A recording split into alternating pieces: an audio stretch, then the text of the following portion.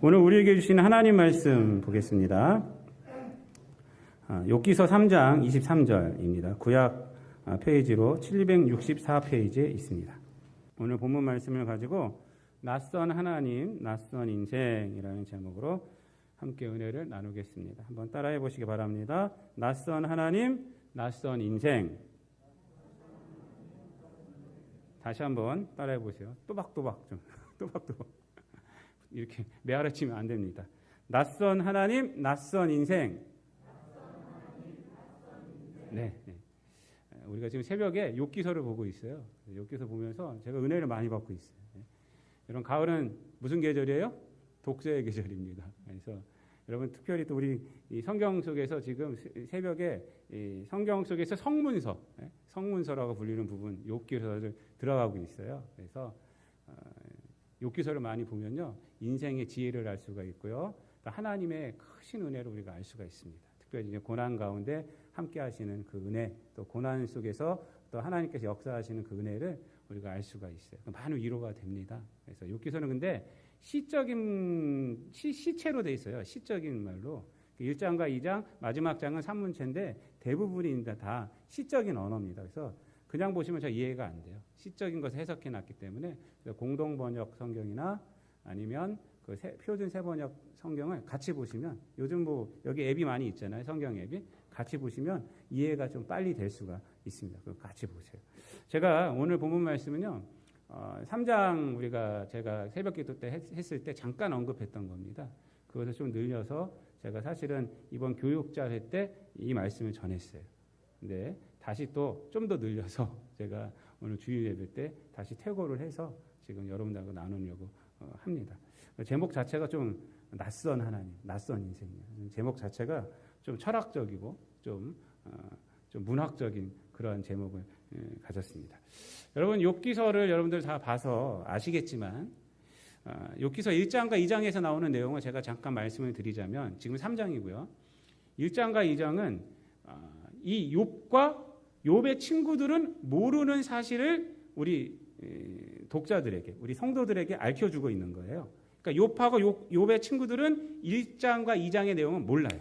근데 우리 독자들은 알 수가 있어요. 그러니까 1장과 2장의 내용은 뭐냐면, 사탄이 등장합니다. 사탄이 탁 등장해서 전 세계를 두루 다니다가 하나님 앞에 나왔어요. 그러니까 하나님께서 너는 어디 갔다 왔느냐라고 말했더니 저는 온 세상을 두루 다니고 왔습니다. 이렇게 말하니까, 그래? 그러면은 너 욥이라는 사람을 봤느냐? 그래서 욥을 칭찬을 막 하시는 거예요. 욥처럼 경건한 사람이 없다 이 세상에, 막 이렇게 칭찬하니까 사탄이 딱 하는 말이, 하나님 앞에, 욥이 까닭 없이 하나님을 잘 섬기겠습니까? 이 얘기를 딱 하는 거예요. 그래? 그러면 한번 네 맘대로 해봐라. 그 대신 몸은 치지 마라. 이렇게 말해요. 그랬더니 그 사탄이 생각하는 까닭, 그 소유를 칩니다. 그래서 어떤 소유를 치냐면, 자기가 갖고 있는 재산을 하루아침에 다 없애버리고, 욥이 갖고 있는 재산을 다 없애버리고, 또 하나는 욥의 식구들 다, 자녀들을, 욥의 소유죠, 거기도. 욥의 자녀들을 다 데리고 갑니다. 사고로 다. 하루아침에 없어져요. 그럼에도 불구하고 욥이 어떻게 해요? 하나님을 욕하지 않아요. 1장에 나오는 거예요. 또 이제 회의가 열렸어요. 천상의 회의가 열렸는데, 봐라, 욥이 네가 그렇게 했어도 나를 향한 믿음이 변하지 않더냐 했더니, 욥이 하는, 사탄이 하는 말이, 2장에서 하는 말이, 하나님, 그의 몸을 치셔야죠.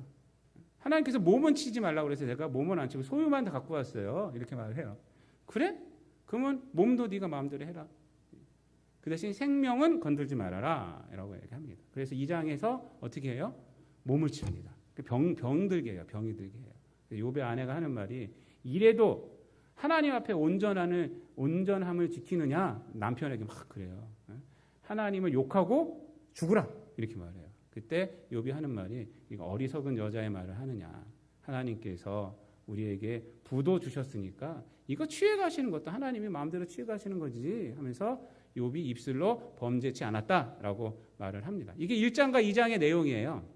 그리고 3장부터는 이제 욥의 친구들하고, 욥을 위로한 친구가 3명이 왔는데, 그 3명하고 이제 대화하는 것이 3장부터 아주 굉장히 길게 이어집니다. 욥기서의 대부분입니다. 근데 1장과 2장은 욥과 욥의 친구들은 몰라요.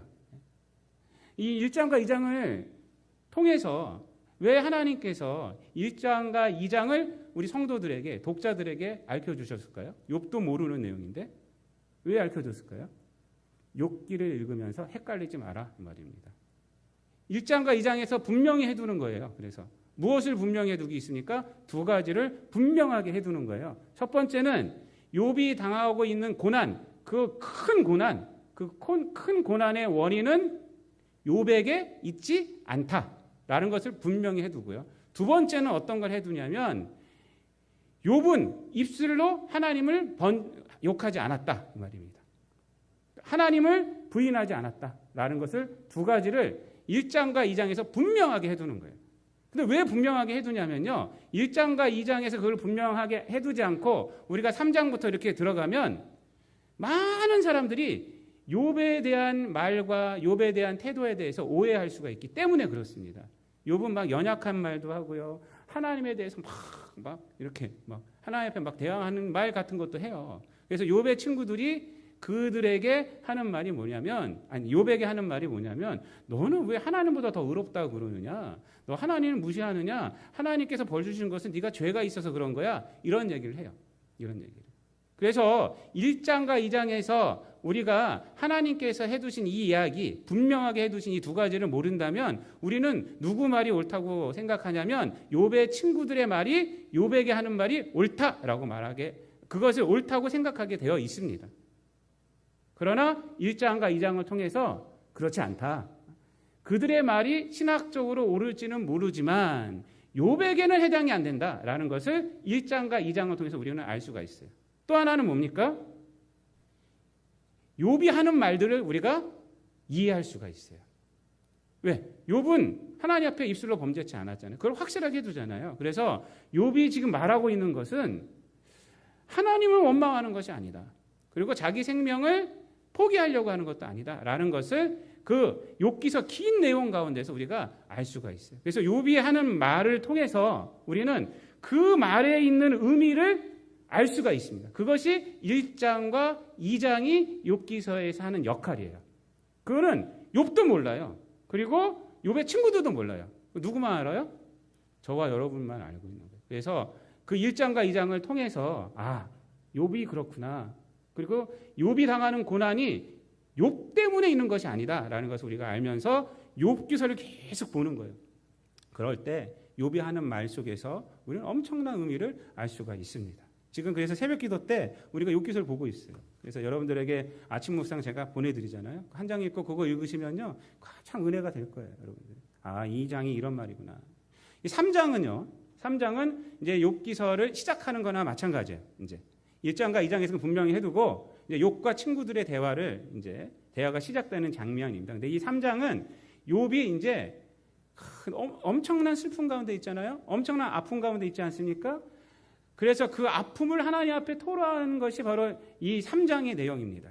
그래서 이 3장은요, 앞에서 말했던 1장과 2장과는 완전히 틀린 욥을 발견할 수가 있어요. 2장에 보면은 욥이 뭐라고 말하고 있습니까? 10절 말씀에 보면은 이 모든 일에 입술로 범죄치 않았다. 이래요. 입술로 범죄치 않았다. 그런데 3장에 들어오면요, 욥이 어떻게 하고 있어요? 1절 말씀 한번 다 같이 읽겠습니다. 1절 시작. 그 후에 욥이 입을 열어 자기의 생일을 저주하니라. 이렇게. 그러니까 완전히 좀 틀려졌죠. 우리가 1장과 2장을 봤을 때는 욥의 담대함, 믿음이 흔들리지 않구나 라고 생각하는데 3장에 딱 들어오니까 뭐래요? 자기의 생일을 저주하고 있어요. 그리고 저주의 내용이 이제 12절까지 나오는 거예요. 12절까지. 그러니까 무엇을 저주했어요? 자기의 생일을 저주했어요. 자기의 생일을. 그러니까 자기의 생명을 저주하는 거예요. 그리고 이 2절부터 이제 12절까지 내용에 보면은 무엇을 저주하고 있느냐면 자기가 엄마 뱃속에서 수정된 것. 그것을 저주하고 있어요.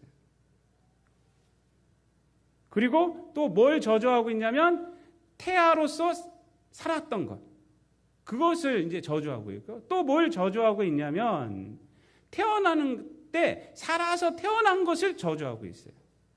또 뭘 저주하고 있냐면 태어나서 엄마가 나를 받았다는 거예요. 저주를 물렸다는 거예요. 그것을 저주하고 있어요. 그래서 그 마지막 것만 보면 이렇습니다. 12절 말씀 한번 다 같이 읽어보겠습니다. 시작. 어찌하여 무릎이 나를 받았던가? 어찌하여 내가 젖을 빨았던가? 이것을 저주하고 있어요. 한마디로 왜 생명이 나에게 주어졌고 태어나서 이 고난을 내가 받고 있는 것이냐 하면서 자기의 생일을 저주하고 있는 것입니다. 욥은요 지금 모든 부귀 영화를 잃어버렸잖아요. 또 여러분 무엇보다도 사랑하는 자녀들을 하루아침에 잃어버렸어요. 자신 또한 엄청난 질병에, 여러분 이 질병이요 속에 있는 질병이 아니에요. 기하장으로 막 긁었다 그러잖아요. 그러니까 겉에 나타난 질병이에요. 그러니까 사람들이 보기에 흉측하게 보이게 하는 질병을 사탄이 준 거예요. 그러니까 사탄은 이렇게 교활해요. 질병도 그러한 사람들이 못 보게 하는 질병이 아니라 다 욥의 모습을 보면 흉측하게 보일 만한 질병, 피부병 뭐 이런 것들을 막 주는 거예요. 그러니까 자신은 흉측한 모습으로 지금 변화되어 있는 것입니다. 그러니까 가족들은 다 죽었어요. 가진 거 하나도 없습니다. 감당할 수 없는 슬픔과 견딜 수 없는 고통 속에서 자신의 생명에 대한 저주가 터져 나오는 것은 어떻게 보면 당연할 수 있어요. 그렇죠? 여러분 욥과 같은 이러한 당한 사람은 없죠, 여러분. 여러분 욥의 이 3장에서의 고백은요 엄청난 고난 앞에 선 인간의 좌절로 해석할 수가 있습니다. 그러나 우리가 1장과 2장을 통한 결론을 통해서 욥의 이 생명을 저주하는 이 말이 단순히 좌절을 말하고 있는 것이 아님을 우리가 다시 생각할 수가 있어요. 여러분 이 고통의 이 말에 자기의 생일을 저주하는 이 말에 놀라운 의미가 있습니다. 놀라운 의미가 있어요. 그것은 뭐냐면 생명이라는 것이 무엇이냐, 내가 지금까지 살아온 것이 무엇이냐를 이 고백 속에서 우리는 발견할 수가 있습니다. 이 고백 속에서 우리가 무엇을 발견할 수 있냐면요, 욥의 생명이 지금까지 있던 생명이 숱한 죽음을 이기고 있었다는 것을 고백하고 있음을 발견할 수가 있습니다. 사실 이 엄청난 내용인데 죽었으면 왜 태어나는가 이러지만은 이 고백은 뭐냐면 지금 내가 지금 있는 이 생명, 내가 갖고 있는 생명이 이 죽음의 순간을 다 이겨내고 있는 생명이다 라는 것입니다. 여러분 욥의 이 고백을 거꾸로 생각한다면 어떻게 이해할 수가 있겠습니까? 수정이 안 될 수가 있어요. 제가 설교 준비하면서 보니까 생명이 태어나려면 난자와 정자가 수정을 해야 되잖아요. 그 난자가 4,000마리에서 2억 마리가 난대. 그 중에 단 하나가 들어가는 거 하나. 그 단 하나가 누구예요? 욥이에요. 단 하나가 누구예요? 저와 여러분이에요. 그러니까 숱한 죽음을 이겨내고 태어난 거예요. 또 엄마의 뱃속에서 죽을 수도 있어요. 10달의 기간은요, 매 순간이 기적의 기간입니다. 태아는요, 엄마 뱃속 안에서 물 속에 있어요. 그리고 그 탯줄 하나로 호흡을 하고, 탯줄 하나로 뭐래요? 먹고 마시는 거를 다 해결해야 합니다. 이게 기적이에요, 기적, 이게. 그걸 뚫고 우리가 태어난 거예요. 죽음의 순간을 다 뚫고 태어난 거예요. 태어나서도 마찬가지죠. 태어날 때 생명을 잃을 수가 있어요. 옛날에는 태어날 때 많이 죽었어요, 아이들. 요즘은 의학 때문에 별로 그런 그 경우는 없지만요. 태어났을 때 무방비 상태예요. 무방비 상태. 아기들은요. 무방비 상태. 지금 뭐 태어나자마자 주사를 몇 개를 맞히는지 몰라요. 2주사. 또 태어나서도 인간처럼 연약한 그러한 생명체가 어디 있어요? 엄마가 받아주지 않고 전 먹지 않으면요. 인간은 12달에 있어야지 그때 겨우 걸을 수 있어요. 그것도 띠뚱띠뚱 걸어요. 띠뚱띠뚱. 자기를 보호할 수 있을 만큼 걷는 것이 아니라, 그래서 태어나면 할 수 있는 것이라고는 악을 쓰는 것밖에 없는 거예요. 인간. 악을 쓰면서 우는 거예요. 악을 쓰면서. 그것뿐이 할 수 있는 것이 없어요. 여러분, 우리들은 지금 이 생명이요. 저와 여러분이 그냥 있는 것이 아니에요. 이러한 모든 죽음의 순간을 다 이겨내고 있는 거란 말이죠. 이겨내고 있는 거예요. 무슨 말이냐냐? 자, 지금 자신이 고난 가운데 직면해 있지만 사실상 고난은 늘 욥의 주변에 늘 있었다는 것이에요. 인식하지 못하고 있었지, 비껴가고 있었지. 여러분, 안 그렇습니까? 즉 생명이란 태어났으니까 살아온 것이 아니라 숱한 죽음을 이겨내고 살아온 것이 지금의 생명이다라는 것을 이 고백에서 우리가 알 수가 있어요. 욥은 까닭을 알 수 없는 고난 속에서 하나님께서 자기에게 주신 생명에 대해 아무 생각 없이 살던 그 생각이 낯설어짐을 고백하고 있는 거예요. 고난 속에서 내가 생명에 대해서 아무 생각 없이 살았어요. 그냥 태어났으니까 살았지. 근데 그 생각이 이제 낯설어진 거예요. 생각해 보니까 그렇지가 않은 거예요. 여러분 사실 돌이켜보면 그렇지 않습니까? 우리 주변에도 그렇지 않아요? 욥만 그렇습니까? 죽음의 원인이 얼마나 우리를 둘러싸여 있습니까? 지금 저와 여러분이 여기에 있는 거 사실 기적이에요. 우리가 지금 숨을 쉬고 있는 거 기적입니다. 여러분 하나님을 믿고 나면 고백하는 것이 뭐예요? 모든 것이 은혜라는 거예요. 모든 것이 은혜. 모든 것이 은혜. 지나온 세월이 다 은혜라는 것이에요. 하나님을 믿으면 그거 고백합니다. 아, 다 하나님의 은혜군요. 그래서 자기의 세월이 낯설어지는 거예요. 낯설어지는 거예요. 큰 아픔을 겪은 분들이 하는 말씀들을 들어오면 평탄한 것이 은혜라고 다 고백합니다. 평탄한 것이 은혜. 이게 무슨 말입니까? 평탄한 것이 그게 가장 좋은 거예요. 그게 그냥 있던 것이 아니야 라고 고백하잖아요. 여러분. 제가 전임 전도사 시절에 우리 교회 권사님 한 분이 갑자기 목 디스크가 왔어요. 갑자기. 그래서 그때 중앙병원, 지금은 이제 아산병원이죠. 거기 입원하셨어요. 그분 걷지도 못하고 침대에 누워만 계셨어요. 그러다가 하나님께서 기적적으로 고쳐주셨어요. 목사님 가서 기도하고 우리 교육자들 가서 기도하고 그리고 우리 교인들이 기도하고 하나님께서 기적적으로 고쳐주셨어요. 그래서 일어나셔서 처음에는 못 걸으시죠. 일어나갖고 그냥 있다가 서 있다가 조금 걷다가 그러다가 완전히 괜찮아지셨어요. 그래서 하나님 앞에 얼마나 충성하시는지 권사님이셨는데 지금 장로님 되시고 장로로 은퇴하셨어요. 우리 교회는 여자 장로, 우리 교단이 있잖아요. 여자 장로제도. 그래서 장로님 되시고 은퇴하셔서 지금 인천에로 이사 가셨는데 제가 섬겼던 교회는 광진구입니다. 근데 지금 인천에서 거기까지 다니세요. 언제나 다니십니다. 그분이 하시는 말이 저한테 그래요. 전사님, 걷는 것이 은혜인 줄 그때 깨달았어요. 그래서 걷는 것이 가장 큰 은혜인 줄 그때 깨달았어요. 여러분, 걸어 다니시는 거 그냥 걷는 거 아닙니다. 그 은혜입니다. 은혜. 숨을 쉬는 거 은혜입니다. 밥을 먹을 수 있는 거 은혜입니다. 여러분, 우리는 매일 이 기적 속에서 살고 있어요. 이 기적 속에서. 하나님의 은혜 속에서 우리가 살고 있는 것입니다. 한 송이 꽃이 그냥 피는 건 아니잖아요. 그렇죠, 여러분? 온갖 고난을 다 경험하고 나서 피는 것이 한 송이 꽃이에요. 5월 달에 우리 교육자들 이렇게 오면요. 경서지방 교육자들은 우리 교회를 굉장히 부러워해요. 꽃이 만발하죠. 5월 달 되면 뭐 연산홍부터 시작해서 꽃이 많잖아요. 예? 여러분, 이 꽃이요. 근데 그냥 피는 게 아니더라고요. 비 다 맞고 바람 다 견디고 뭐 병충해 뭐 이런 거 다 견디고 피는 거가 꽃이에요. 꽃. 그냥 막 피는 것이 저절로 피는 것이 아니더라고요. 여러분, 욥은 극심한 고난 속에서 태어나지 않았다면이라고 말하고 있지만 지금 고난을 통해서 자신의 지금까지 살아온 것이 우연이 아니었음을 지금 고백되어지고 있는 거예요. 고백되어지고 있는 거예요. 지금까지 자신이 갖고 있던 생명에 대한 생각이 지금 낯설어짐을 지금 고백하고 있는 것입니다.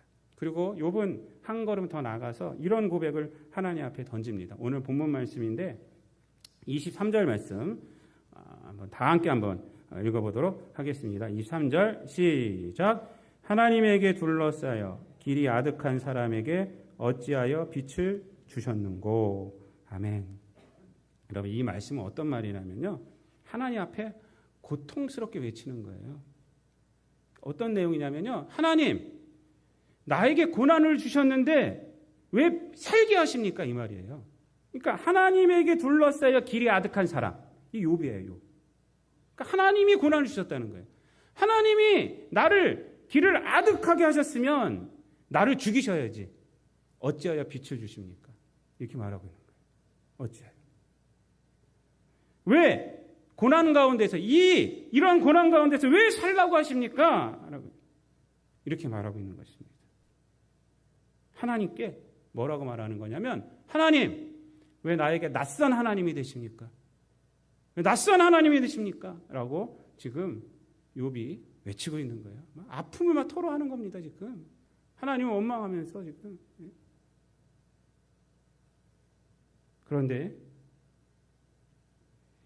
여러분, 고통 가운데 외친 이 외침은요, 세상의 복에 가리워졌던 하나님이 아니라 하나님의 민낯을 바라보게 되는 거예요.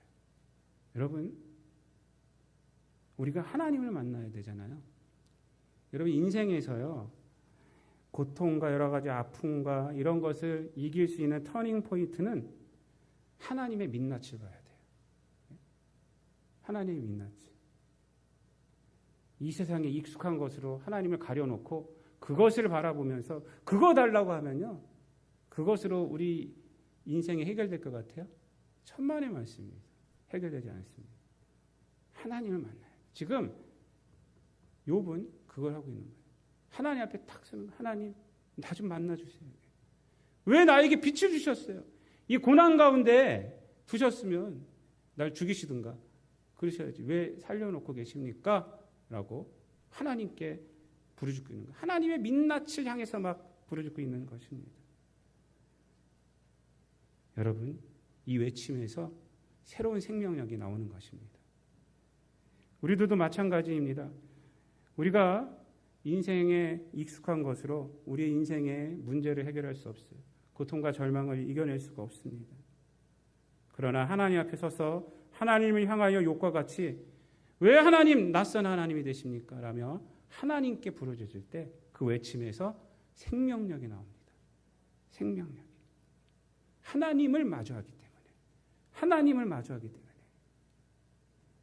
인간은 하나님을 마주하게 될 때, 그리고 나의 모든 것이 낯설어지게 됩니다.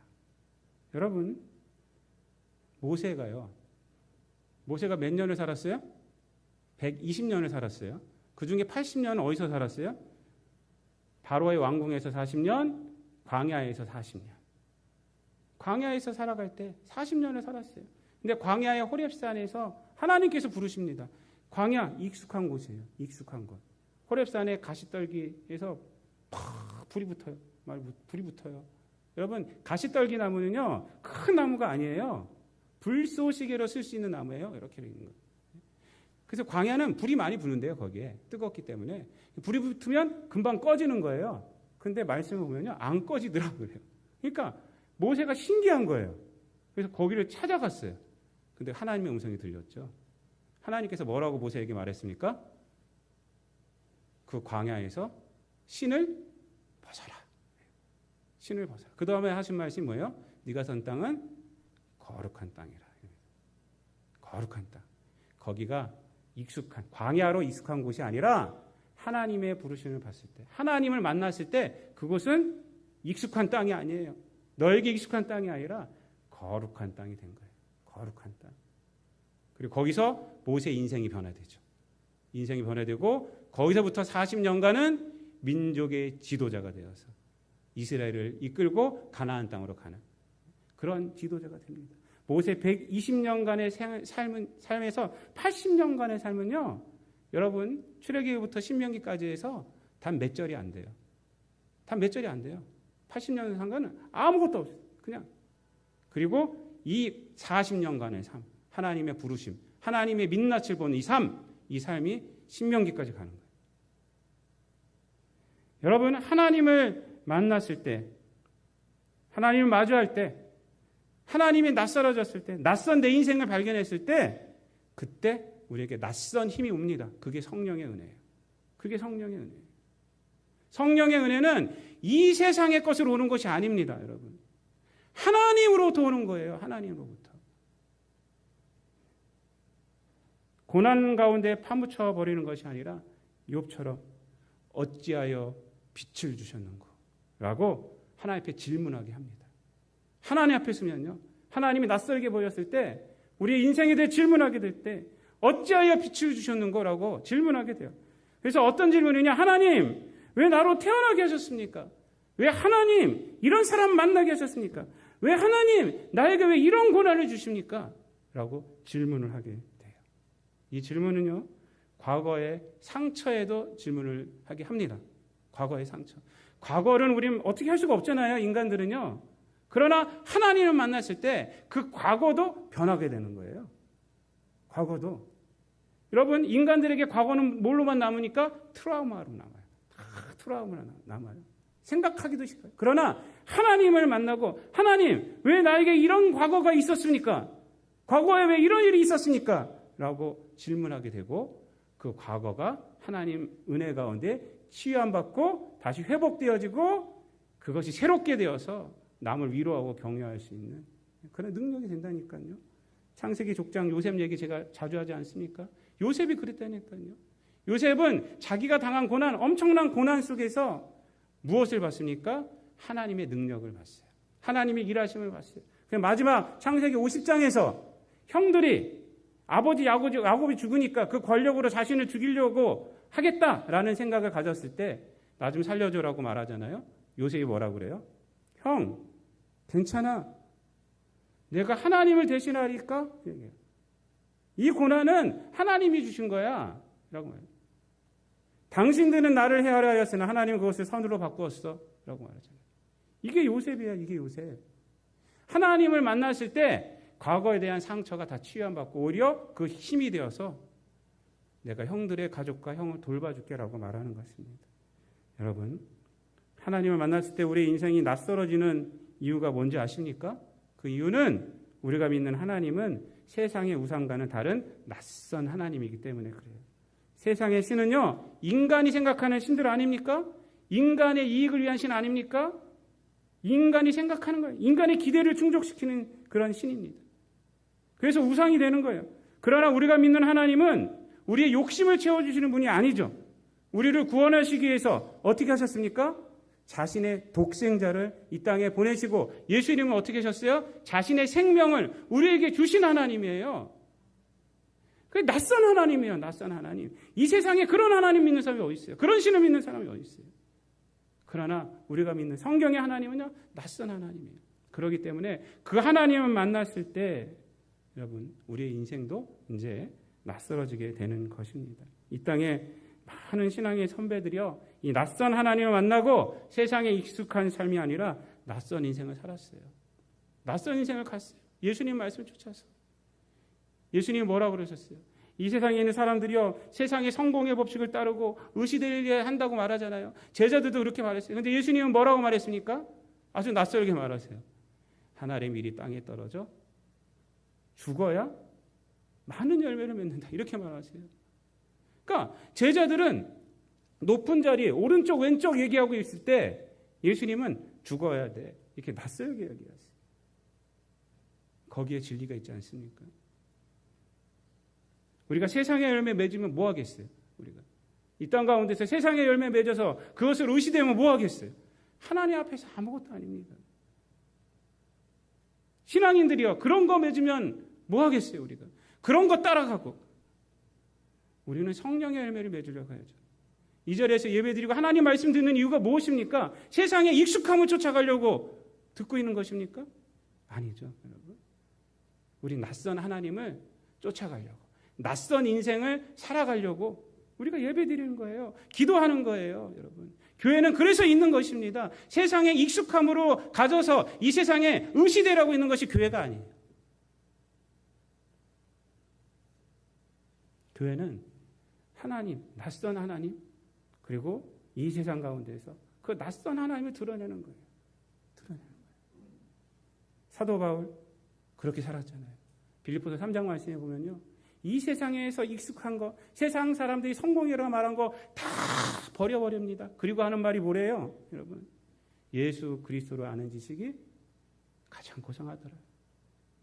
가장 고상하더라. 그리고 예수를 향하여 달려가는 삶을 살았고, 그리고 마지막에 하는 고백이 뭐라고 말합니까?